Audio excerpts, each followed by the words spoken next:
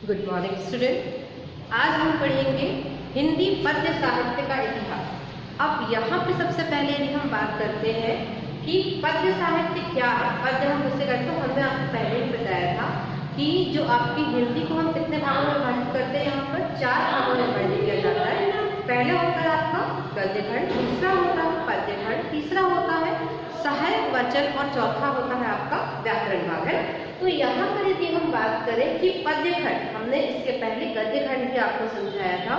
अब हम आगे बढ़ते हुए हम क्या पढ़ रहे हैं आज पद्य खंड के बारे में, है ना। अब यहाँ पे पद्य खंड का यह अर्थ होता है कि हम कविताओं के बारे में पढ़ेंगे। कविताएं कैसे बनी, किस आधार पर बनी, कब से जो कविताओं की रचना है वो प्रारंभ की गई, कब से कविताओं की रचना होना शुरू हुआ है ना। तो यहाँ पे हम हिंदी पद्य साहित्य का विकास, किस तरह से जो पद्य साहित्य था, मतलब कविताओं का जो विकास है, किस तरह से क्रम दर क्रम बढ़ता गया, होता गया, क्या क्या चीजें इसमें परिवर्तित हुई, क्या क्या इसमें नई चीजें आई, है ना। कहाँ पे इसमें परिवर्तन लाया गया कि जो चीजें जिसकी भाषा अलग थी तो भाषाओं का प्रयोग किया गया, ऐसी खड़ी बोली का इस्तेमाल किया गया, सुंदर भाषा का प्रयोग किया गया। अब भाषा का यहाँ पे अलग प्रयोग क्यों, तो भाषा ही, यदि हम कोई भी साहित्य पढ़ते हैं तो सबसे महत्वपूर्ण चीज जो होती है उसकी भाषा, अर्थात ऐसी भाषा होनी चाहिए जो व्यक्ति जो भी पढ़ रहा है, उस जो साहित्य को पढ़ रहा है, सुन रहा है ना, तो वो क्या कर उसको समझ आनी चाहिए। तो कभी भी कोई भी साहित्य जो लिखा जाता है या श्रोता जब उसे सुनते हैं या पढ़ने वाले जब उसे पढ़ते हैं तो भाषा इतनी सुंदर और सरल होनी चाहिए कि पढ़ने वाले को, सुनने वाले को बड़ी ही आसानी से समझ आ जाए। तो वही चीज यहाँ पे हम पढ़ेंगे कि जब कविताएं लिखी गई तो उसकी भाषाएं कुछ और थी, है ना। लेकिन धीरे धीरे जब ये देखा गया कि जन जन तक यदि हमें उस कविता को पहुंचाना है, कविता के माध्यम से कोई संदेश पहुंचाना है, तो हमारी जो कविताओं की भाषा क्या होनी चाहिए, क्या उद्देश्य तो हमारे पास है कि हम क्या करते हैं कि मान लीजिए हमने देशभक्ति पर कविता लिखी। अब देशभक्ति पर कविता लिखी अर्थात हमें उसको पूरे देश के लोगों तक पहुंचाना है ना, कि हमें अपने देश की भावना को हमने व्यक्त किया, देशभक्ति की भावना को हमने व्यक्त किया। तो यहाँ पर क्या कर रहे हैं, अब जो कविता को हमने लिखा है, जिस कवि ने लिखा है, उसकी भाषा अगर सुंदर और सरल होगी तो क्या होगा, वो बड़ी ही आसानी से लोग उसको समझ पाएंगे, उसके अर्थ को समझ पाएंगे, उसको ग्रहण करेंगे, है उसको आगे पहुंचाएंगे। लेकिन यदि खुद ही नहीं समझ आएगा कि भाषा क्या है या क्या कविता लिखी हुई है, तो वो आगे तो जाएगी ही नहीं, क्योंकि वो कुछ लोगों को समझ में नहीं आएगी, लोग जो समझ में नहीं आएंगे उसको वो आगे नहीं करेंगे। तो इस तरह से भाषा का हिंदी में बहुत ही महत्वपूर्ण योगदान है। भाषा से ही जो है वो हिंदी बड़ी है। और कभी भी आप, हम हैं, कोई भी कवि है, लेखक है, जब भी कोई साहित्य की रचना करते हैं, जब भी कोई लेख लिखते हैं, तो सदैव ये ध्यान रखें कि क्या करना है, उसकी भाषा, जो भाषा होगी वो सुंदर और सरल होनी चाहिए। क्लियर। तो सबसे पहले यदि हम बात कर रहे हैं, आज का जो हमारा टॉपिक है हिंदी पद्य साहित्य का विकास, तो यहाँ पे सबसे पहले हम बताएं कि हिंदी पद्य साहित्य है क्या।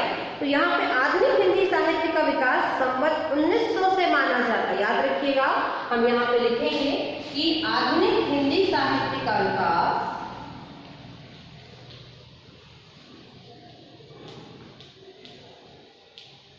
आधुनिक हिंदी साहित्य का विकास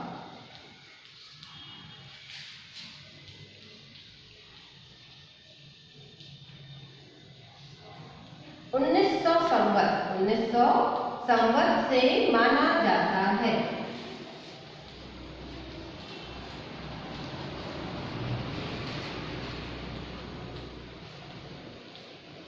मतलब हमें पता चल गया कि हिंदी साहित्य का विकास तो हम पढ़ रहे हैं कि हम कैसे विकास हुआ, क्रम दर क्रम क्या क्या हुआ, क्या परिवर्तन हुआ। लेकिन सबसे पहले हमने क्या देखा कि जो विकास प्रारंभ हुआ वो कब से हुआ, 1900 संवत से हिंदी पद्य साहित्य का विकास जो है वो प्रारंभ हुआ। आगे देखते हैं, इस काल में हिंदी साहित्य का चहुमुखी विकास हुआ। चहुमुखी मतलब चारों ओर से जो है वो हिंदी साहित्य का विकास हुआ। तो हम यहाँ पे लिखेंगे कि इस संवत में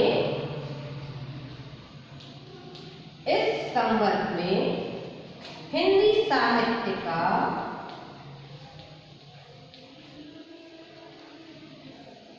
इस संवत में हिंदी साहित्य का चहुमुखी मतलब चारों ओर से क्या हुआ, विकास हुआ, चहुमुखी विकास हुआ।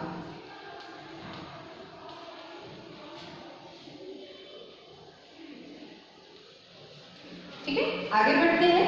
इस काल में धर्म, दर्शन, कला, साहित्य सभी का विकास माना जाता है। यहाँ इस समय माना जाता है कि धर्म, कला, साहित्य और दर्शन, धर्म, कला, साहित्य और दर्शन सभी का विकास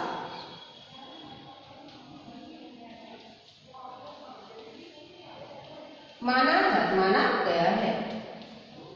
ये माना जाता है कि हिंदी पद्य साहित्य का जब विकास हुआ तो उस समय क्या हुआ, जब धर्म का भी विकास हुआ, कला का विकास हुआ, साहित्य का विकास हुआ और दर्शन का विकास हुआ। यानी कि इन चार चीजों का जो विकास है किस समय हुआ, जब आधुनिक हिंदी साहित्य का विकास शुरू हुआ तब क्या हुआ, धर्म, कला, साहित्य और दर्शन सभी का विकास यहाँ पर माना गया है।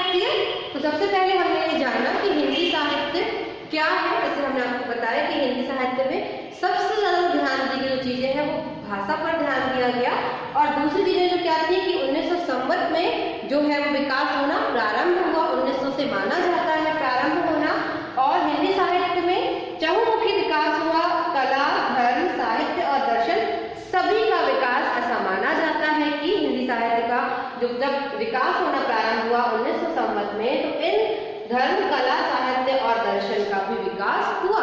यदि ऐसा कोई प्रश्न आता है, ऑब्जेक्टिव क्वेश्चंस हमेशा आप ध्यान रखेंगे कि ऑब्जेक्टिव क्वेश्चंस में क्या पूछते हैं, यही चीज। अगर मान लीजिए क्वेश्चन आता है हिंदी पद्य साहित्य का विकास कब से माना जाता है, आपको तुरंत आपके मन में आंसर आना चाहिए 1900 संवत से हिंदी पद्य साहित्य का विकास माना जाता है। क्लियर, आगे बढ़ते हैं। इस संवत में कैसा विकास हुआ, अगर मान लीजिए क्वेश्चन आता है कि इस संवत में कैसा विकास हुआ, तो हम तुरंत बता सकते हैं चहुमुखी मतलब चारों तरफ से जो था वो चारों ओर से उसका विकास हुआ, तो चहुमुखी विकास हुआ, है ना। अब यहाँ पे अगला क्वेश्चन बन सकता है कि किन किन चीजों का विकास हुआ, तो हम यहाँ बता सकते हैं धर्म, कला, साहित्य और दर्शन का विकास हुआ। क्लियर, चलिए आगे बढ़ते हैं। अगला जो यहाँ पर है आधुनिक हिंदी कविता का विकास क्रम।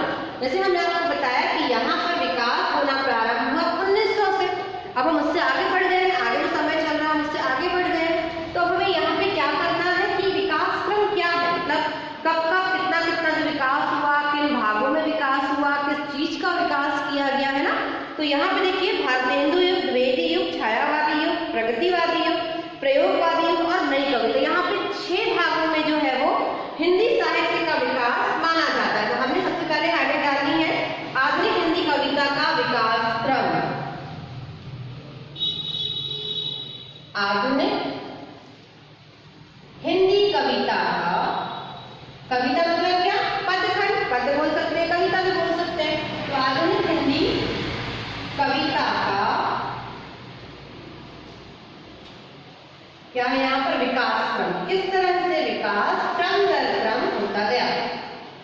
ठीक, हमने आपको बताया कितने भागों में यहाँ पे बांटा गया है, 6 भाग में, जिसको हम युग के नाम दे रहे हैं, भारतेंदु युग, है ना, द्विवेदी युग, प्रगतिवादी युग, नई कविता।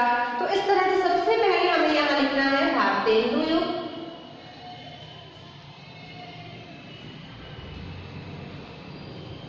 ठीक है। दूसरा हमने लिखा द्विवेदी युग,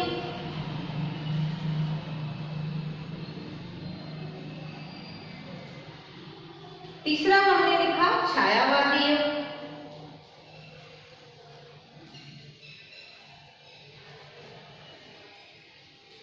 चौथा हमने लिखा प्रगतिवादी युग,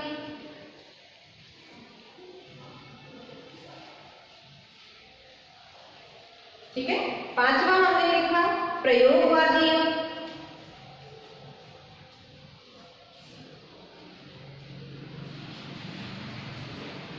और छठवा हमने लिखा नई कविताएं। नई कविता जब आई, क्लियर। तो हमने देखिए यहाँ पे कौन कौन से लिख लिए हैं, भारतेंदु युग, द्विवेदी युग, छायावादी युग, प्रगतिवादी युग, प्रयोगवादी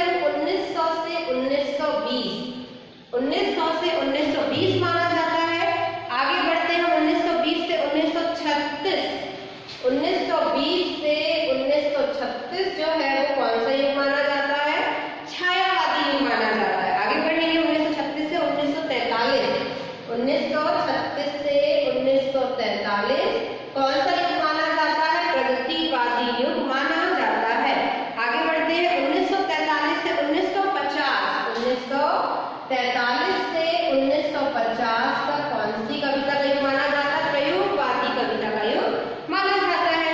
और 1950 से अब तक, 1950 से अब तक जो है वो नई कविता का युग माना जाता है। क्लियर है ना? तो यहाँ पे हमने कितने भाग लिखे? 6 भाग लिखे। पहला भारतेंदु युग जो कि 1850 से 1900 तक माना जाता है। द्विवेदी युग जो है 1900 से 1920 तक माना जाता है। छायावादी युग जो है 1920 से 1936 तक माना जाता है।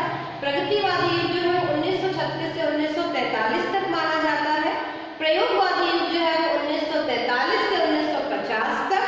और नई कविता का जो युग माना जाता है वो है 1950 से अब तक। क्लियर? अब यहाँ पे जो क्वेश्चंस आएंगे वो कैसे आएंगे आपके एग्जाम में, है ना? तो यहाँ पे जो क्वेश्चंस आएंगे, जैसे हमने आपको बताया था सबसे पहले कि हिंदी साहित्य का विकास कब से प्रारंभ होता है, तो हमने यही लिखा 1900 संवत से प्रारंभ माना जाता है। हमने आगे बढ़े, हम यहाँ पर आपको जो याद करना है वो है एक सन। ठीक है? क्वेश्चन आता है एग्जाम में, भारतेंदु युग कब से कब तक माना जाता है, तो आपको याद होना चाहिए कि भारतेंदु युग जो है वो 1850 से 1900 तक माना जाता है। फिर आए हम द्विवेदी युग पे। द्विवेदी युग कब से कब तक माना जाता है, तो द्विवेदी युग जो है 1900 1920 तक। छायावादी युग 1920 से 1936 तक। प्रगतिवादी 1936 से 43। अब इस तरह से आपको प्रश्न जो आएंगे वो उनके सन आएंगे। और अगला जो प्रश्न आएगा कि आप भारतेंदु युग के 2 कवियों के नाम लिखिए, भारतेंदु युग की विशेषताएं लिखिए, जो हम आगे अभी अगली कक्षा में पढ़ेंगे। तो सबसे पहले आपको क्या करना है, अभी आपको उसको नोट करना है, हिंदी साहित्य का विकास। अगर प्रश्न आता है एग्जाम में हिंदी साहित्य का विकास लिखिए तो आप ये प्रश्न लिखेंगे। हिंदी साहित्य का विकास क्रम लिखिए तो आपको ये उत्तर लिखना है। क्लियर? कैसे ऑब्जेक्टिव बनेंगे वो भी हमने आपको समझाया कि इसमें से आपको ऑब्जेक्टिव क्वेश्चन कैसे बन सकते हैं और आपको इसका उत्तर कैसे देना है। क्लियर है? चलिए इसे नोट डाउन कर लीजिए। अगली कक्षा में जो हम पढ़ेंगे वो है भारतेंदु युग। भारतेंदु युग क्या था, इसमें किस कविता